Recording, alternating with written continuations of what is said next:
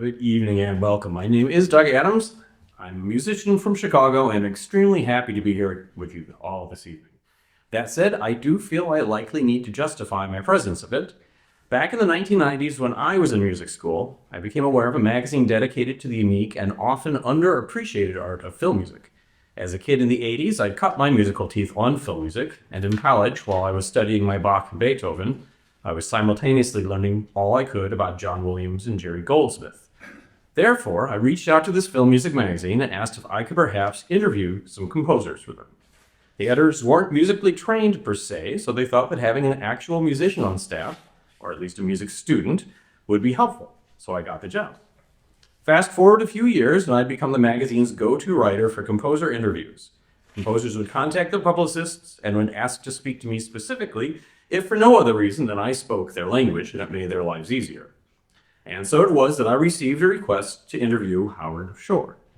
I was familiar with his work. In fact, I was a fan. His scores for the films of David Cronenberg were legendary, and at the time he was branching out aggressively, bringing his unique voice to all sorts of different genres.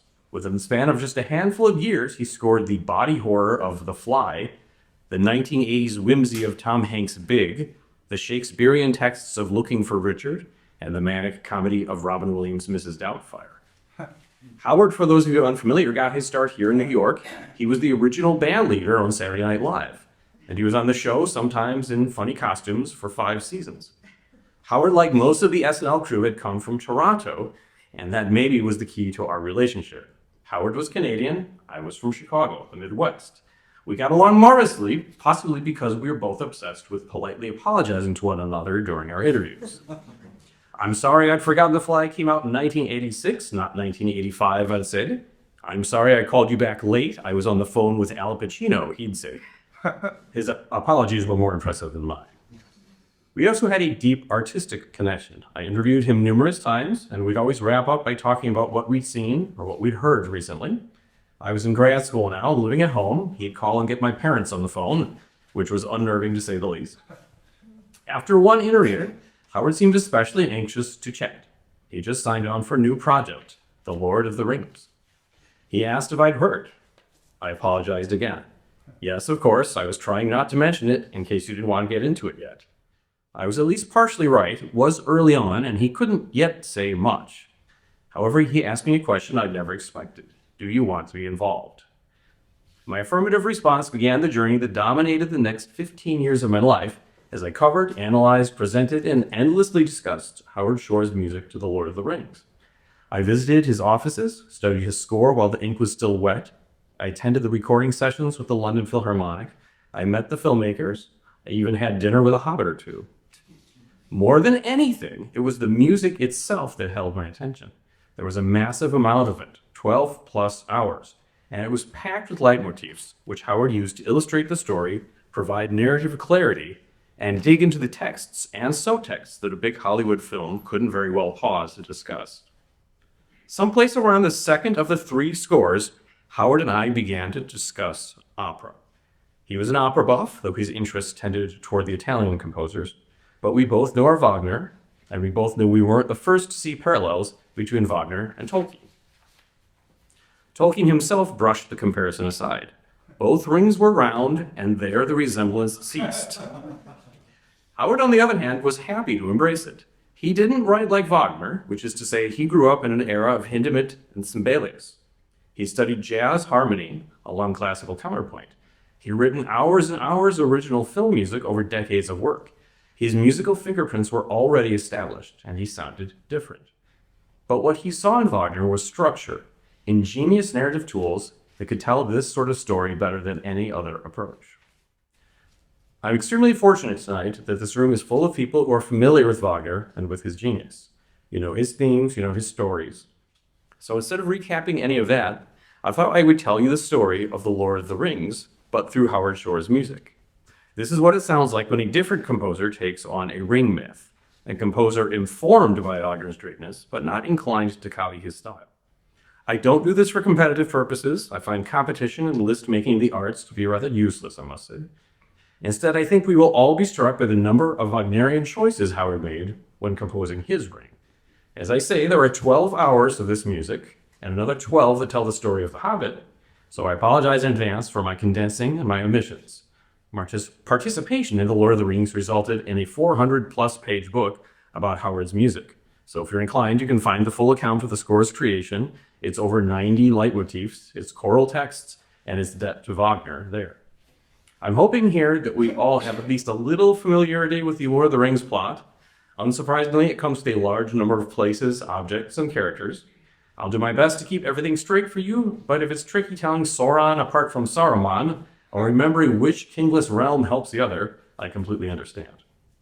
Howard Shore's music for The Lord of the Rings is as eclectic and diverse as the world of Middle-earth. What you heard before my introduction was music from the film's prologue, a sort of backstory that sets up the One Ring, an all-powerful creation of Sauron, and the races of Tolkien's Middle-earth, dwarves, elves, hobbits, and men. Like Wagner, Tolkien drew heavily on Germanic myth, with some tinges of Scandinavian and Anglo-Saxon as well. Unlike Wagner, Shore has a lot of action to hit, so there's no extended E-flat major introduction, which isn't better or worse, it's just an easy illustration of the differences between opera and film scores. Film music always has less time to dwell on individual moments. It's always slaved to the picture. Its architecture is preordained. Of course, Wagner once famously had to extend one of his own passages in order to accommodate some set movement. In truth, Wagner likely would have made a fine film composer. John Williams has joked that Wagner would have been the first composer to rise to the ranks of a studio head. The famous WB on the Warner Brothers water tower would simply have read W. Anyway, Shore begins his prologue with the chorus singing in Sindarin, one of the languages Tolkien devised for the elves. Who enters here, it says, who brings us this token of doom? This is one of several token languages used for the choral texts in scores. Before he became an author of myths, Tolkien was a philologist, a professor of languages, and it shows. With very few exceptions, Shore's choral music is in the languages that Tolkien invented to tell his story. It was a way to return that element to the films. After the intro, the story moves to modern day, or the Third Age of Middle-earth, and introduces us to the Shire, a lush green land of natural simplicity, and home to a race of halflings known as hobbits. The music of the Shire draws from the tradition of Celtic folk music, complete with fiddle, whistle, bodhrán, and guitar, in order to depict a lush, complacent countryside. Shore's theme for the Shire uses a simple 5-tone scale as its basis, and is full of leisurely pauses that disrupt the flow of daily life, only to find it resuming right where it left off. The Shire is the Hobbit's cozy corner of the world, far away from the looming dangers of Middle-earth.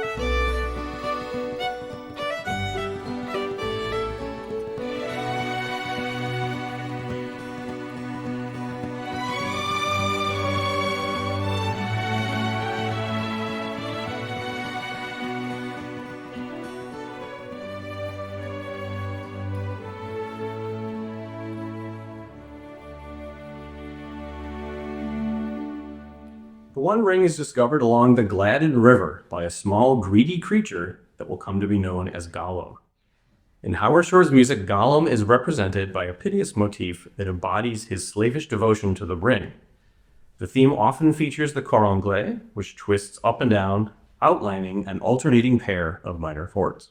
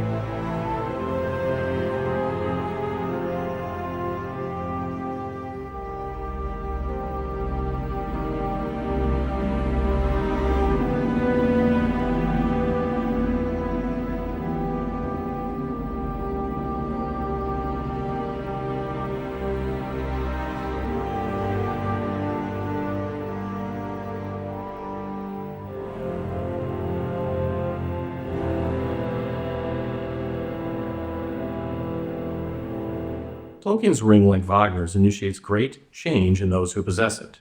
Ulrich, already a spiteful dwarf, becomes violently mad with power. After claiming the ring from Gollum, a hobbit named Bilbo Baggins suffers the One Ring's infectious greed and distrust, for in the ring resides the power of Sauron, an ancient spirit bent upon world domination. Tolkien's ring actively seeks its master by corrupting all who wear it.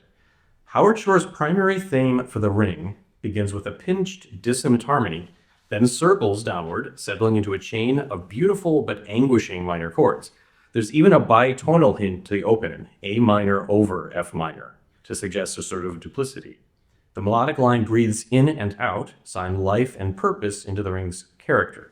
At the same time, there's a sadness to this theme, as if it speaks to the suffering the ring inevitably brings to each of its owners.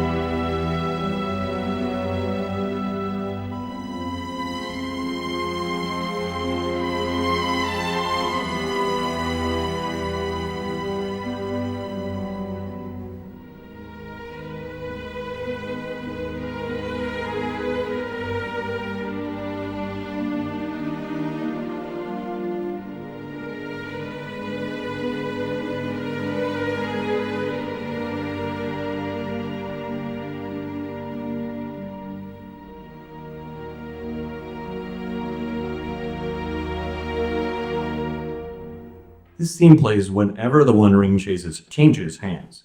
Thus, it is heard when Bilbo, after much consternation, abandons his magic ring and leaves it to his favorite nephew, Frodo Baggins. Rumors of Frodo's ring cross Middle-earth. Saruman the White, once a wise, noble wizard, is overcome by his lust for power and breeds an army of orcs in order to overthrow Middle-earth and claim the ring. Shore depicts Saruman's furnaces and his army of orcs with clanging metal percussion, including anvils, bell plates, and chains struck against piano wires. However, where Wagner uses taut triplet rhythms to represent the mechanical hammering of the dwarf's forge, Shore uses an asymmetrical 5-beat pattern. This lopsided gait, coupled with the metal percussion, represents the industrial light of Middle-earth and an affront to nature.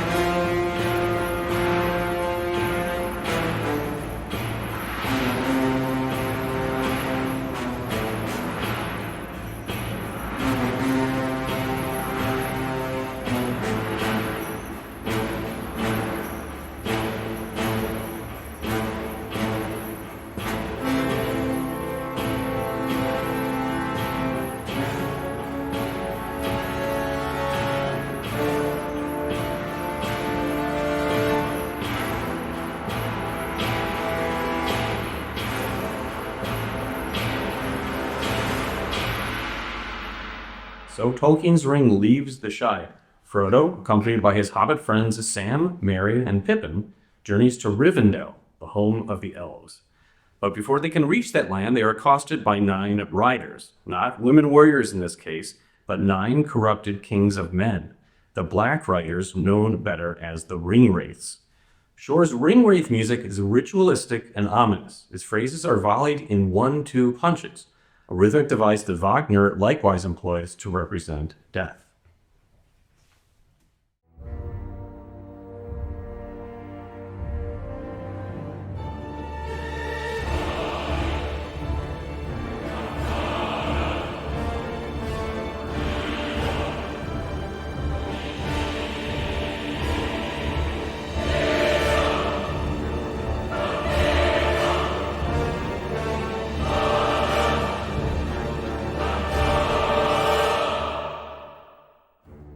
This text is in the Black Speech, another one of Tolkien's languages. Eventually, the ring completes the journey to Rivendell. Tolkien's elves embody Middle-earth's most elegant cultures. They are immortal and forever dedicated to art and wisdom. Shore's music for Rivendell is built upon two arpeggiated figures that drift from strings to woodwinds as they arc through the orchestra. Above this resides a glinting combination of harp, chimes, and female voices.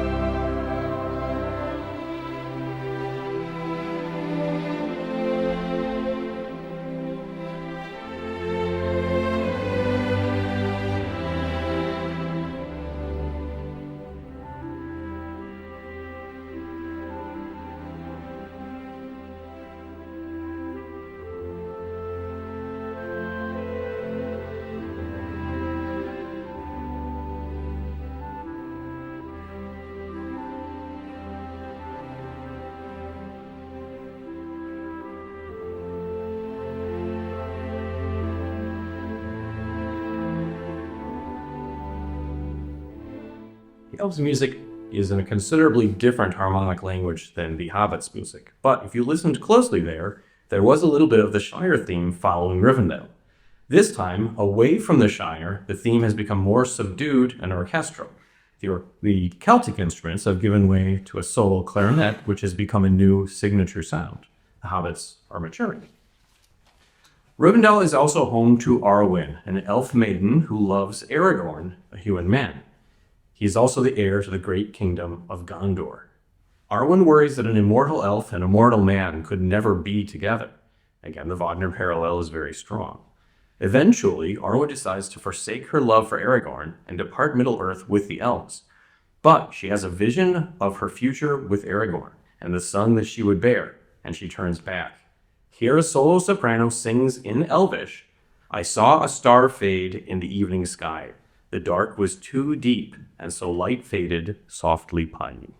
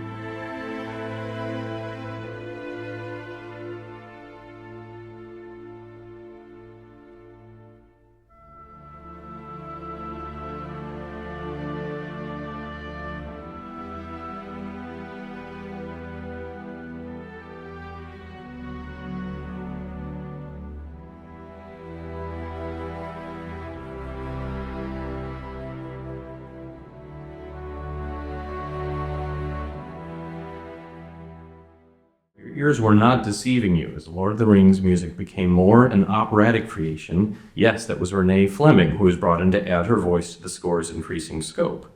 You also heard there the Rivendell arpeggios darkening beneath her theme, changing to minor harmonies and heavier orchestrations. There are other worldly matters at hand. Elrond, the master of Rivendell, has summoned a council comprising the different races of Middle-earth, elves, dwarves, men, and some uninvited hobbits. It is decided that the ring must be destroyed, and the council forms the Fellowship of the Ring, a 9-member company that will seek to carry the One Ring to Mordor and undo it in the fires of Mount Doom. The Fellowship's theme is heroic and determined. While the melodic line is based on a minor scale, the harmonization is entirely major, the embodiment of both darkness and light. Led by a strong brass statement of the Hobbit's Shire theme, the Fellowship theme steps boldly into the score.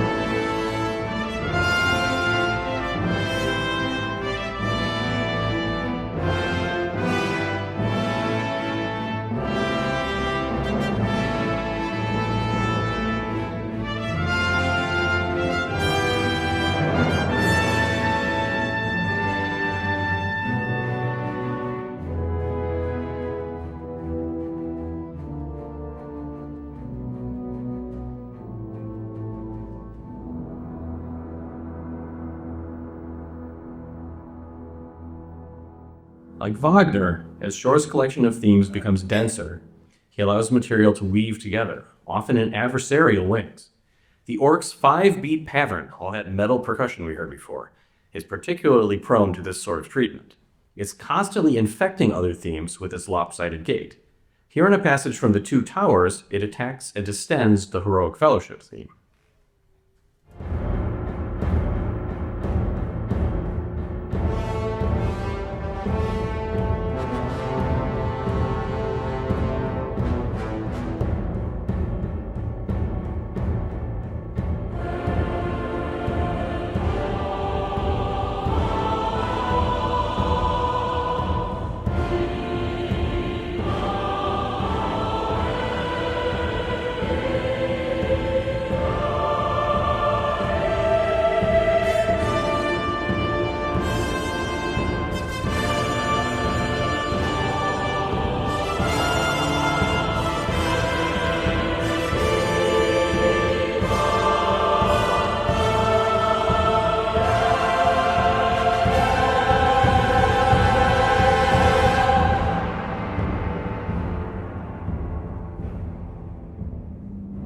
Heading this new fellowship is Gandalf the Grey, a wandering wizard who has befriended the hobbits. Gandalf, however, believes that Middle-earth's future is in the hands of mankind. The 9-member fellowship includes 2 such men, the aforementioned Aragorn and Boromir. Boromir, like Siegfried, is a tragic hero. During Elrond's council, Boromir speaks of Gondor, the great kingdom of men. And, like Siegfried, Gondor's theme has a connection to solo French horn. Shore's theme proudly leaps a perfect fifth, but the accompaniment does not rise to embrace it. The melody proceeds plaintively and cautiously. Gondor is without a king, and it has fallen upon hard times.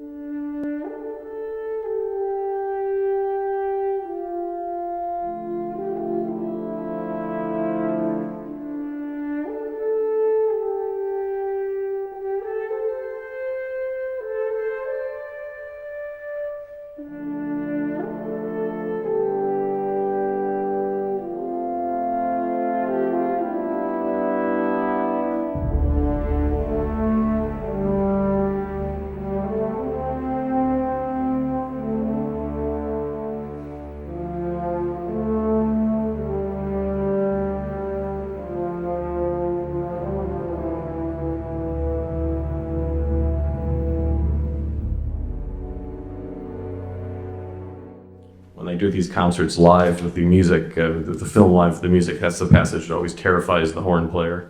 They never want to play that solo at the beginning. The Fellowship leaves Rivendell and journeys eastward, where its resolve is tested in Moria, the long-abandoned underground home of the dwarves. Though Tolkien's dwarves, like Wagner's, are occasionally afflicted by materialism and greed, they are gruff, not evil. Moria, however, is no longer home to the dwarves, and in their absence, it has been overrun. Shore's music for the dwarves is everything that elves is not. It is full of incomplete harmonies, sharp-cornered phrases, rhythmic propulsion, and the sounds of deep male voices, singing and grunting in the dwarves' language of Khuzdul. As the danger mounts, the Fellowship theme charges ahead bravely, but it is chased by the orcs' 5-beat pattern, as well as the music of fouler creatures. Soon the dwarves' music crumbles in overlapping, shifting plates of dissonance as the Fellowship attempts to escape the long dark of Moria.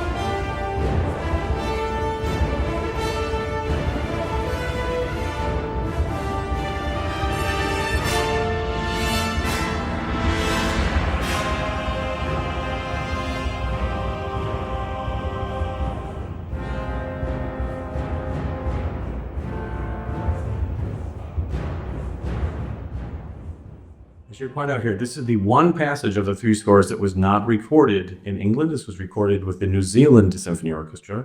And the chorus, of course, is a male chorus, but the grunting is a rugby team.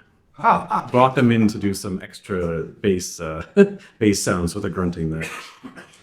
Gandalf the Grey in Moria faces the Balrog, a demon of the ancient world, and falls, leaving the Fellowship rudderless and despondent. Soon the hobbits are separated from the group, and Boromir is struck dead by Saruman's orcs. The Fellowship is broken and desperately in need of allies. As Gandalf prophesied, here the world of men becomes crucially important. Rohan, like Gondor, is a troubled kingdom. Its ruler, King Theoden, has lost his mind to Saruman, and now answers to his malicious influence. But Gandalf the Grey is sent back to Middle-earth, now as Gandalf the White, and he leads the remnants of the broken Fellowship to Rohan. There, in Theoden's throne room, Saruman is exorcised, and Rohan reclaims a measure of its former glory. Shore's theme for Rohan features strong minor modes with a distinct Norwegian flavor. The dark brass is momentarily interrupted by a fiddle solo that was composed for a hardanger, a Norwegian fiddle with a husky tone. Though Rohan's power is reawakening, the fiddle represents the fragility that still lies within.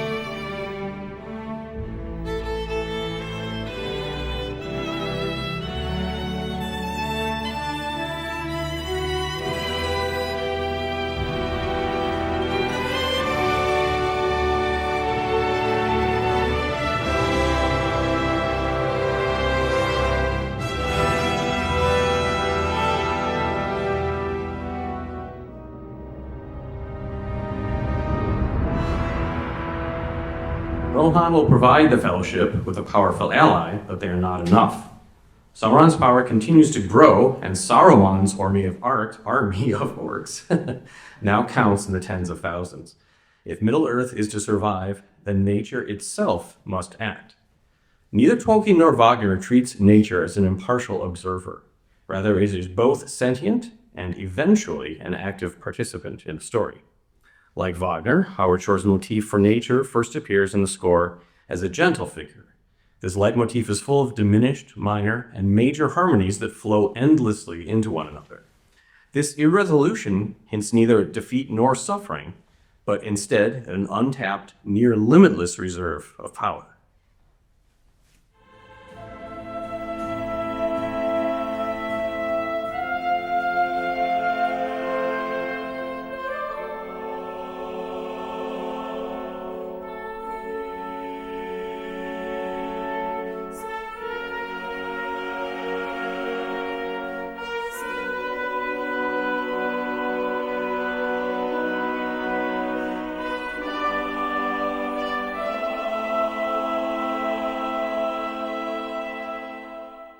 In the shadow of World War I, Tolkien saw industrialization as a front to the natural world. The metal and wheels of Saruman's burning forges and the orcs' spiked armor and sharp weapons represented these atrocities in Middle-earth. The metal percussion in Shore's asymmetrical 5V pattern is derived from this industrial tone. In order to repair Saruman's damage to the land, nature takes action. Shore's nature theme swirls, climbs, and expands seemingly without end. Powerful mixed chorus dominates the writing, washing all traces of the metal percussion from the score, as Saruman's forges are attacked by the tree-like Ents, guardians of the forest and agents of nature. This was an idea that Tolkien knowingly cribbed from Shakespeare. When the forest comes to Dunsinane and Macbeth, Tolkien wished it had been the actual trees themselves, not disguised men. So in The Lord of the Rings, it is the trees themselves that march.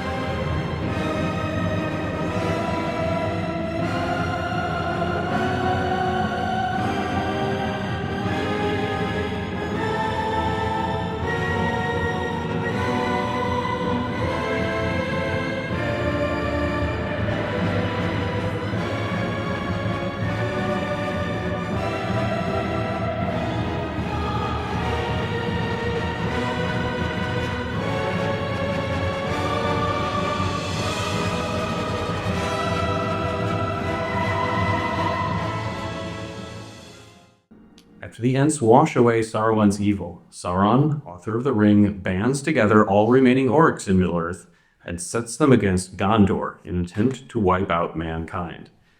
Gondor cannot withstand the coming assault, so they send for aid by lighting the beacon fires across the plains in order to contact Rohan. One after another, as the beacons are lit, Gondor's theme reaches out, seeking salvation. But the question remains, will Rohan answer the call?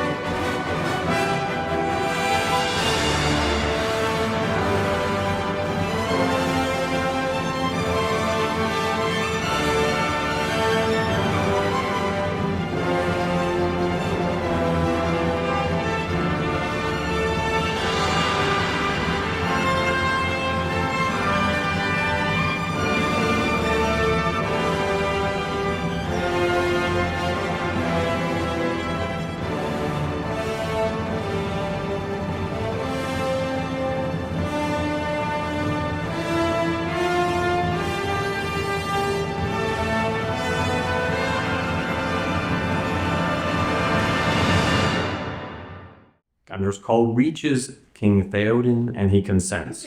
Rohan will answer. Rohan once again has its strong king, but Gondor does not. Aragorn is destined to lead, but he is reluctant. In another Wagnerian move, the secret is held in a sword. Siegfried has Nothung, Aragorn has Anduril. In The Lord of the Rings, Aragorn's forefathers held Narsil, the sword of the king, but Sauron shattered it. Elrond commands Rivendell's elvish smiths to reforge the sword, which is renamed Anduril. Here the arpeggios of Rivendell give way to Gondor's secondary theme in the Lydian mode, which represents the glory of both Aragorn's newly forged sword and his acceptance of his rightful place in Gondor's history.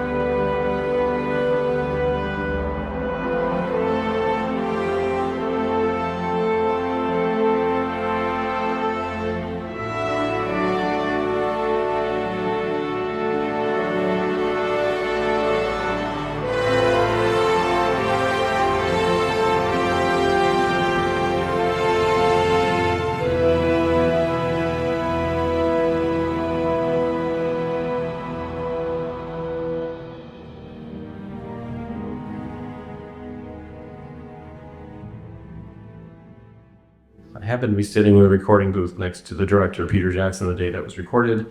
And if you ever wonder what a director contributes to a score in terms of musical content, the only request was, I think the cymbals are too loud. So that was the directorial contribution to that composition. While the army of men holds Gondor's borders, Frodo brings the ring to Mount Doom.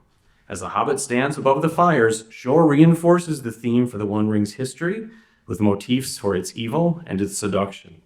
The ensuing music is one part canon and one part dissonant counterpoint, both of which pull at the edges of Frodo's frayed mind. Via Renee Fleming, Sauron's creation exerts every ounce of its horrid influence, in order to convince the hobbit to turn his back, abandon his quest, and claim the ring as his own.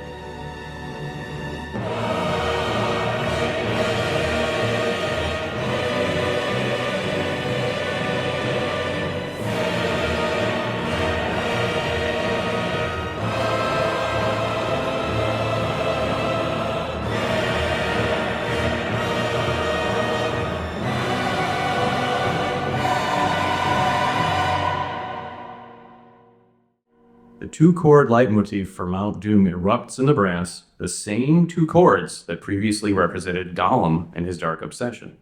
Low strings churn through rumbling figures that recall Gollum's Cor Anglais melody, and soon enough Gollum himself emerges from the shadows, leaps onto Frodo's back, and steals back the ring.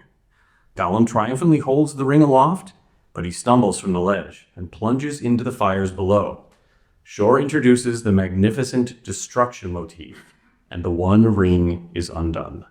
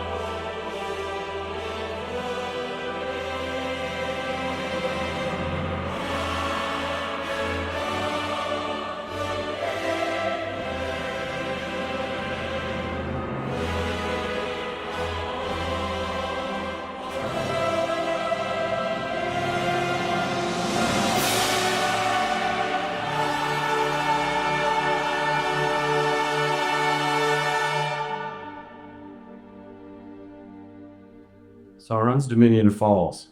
Aragorn is crowned King of Gondor, and the Fellowship parts. For his role in the War of the Ring, Frodo is granted passage to the Undying Lands, the elves' eternal land far beyond the sea. As Middle-earth enters its peaceful Fourth Age, Shore introduces an homage to Wagner's Götterdämmerung. The Days of the Ring floats airily through E major arpeggios as Tolkien's world turns the page and Middle-earth is once again born anew.